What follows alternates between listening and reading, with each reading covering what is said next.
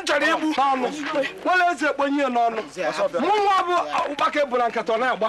Ka mmadụ bụ n'ụlọ echi m ọzọ. Onye ka ị na-egbu?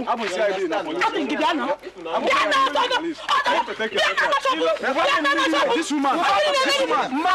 It's okay. Evil swine. Beef. Hey, this man, wait. I'm a CID from police. I want to take your record. I want to take your record. I will arrest you here. You are Osuofia. I'm a CID from police headquarters and I actually take your record.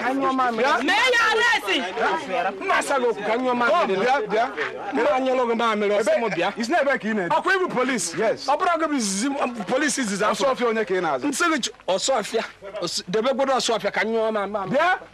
Can you look at tell him come peace here, no peace. Come here. Hello, I will go. I'll give you police. Manual man. Come here, my friend. Can you man?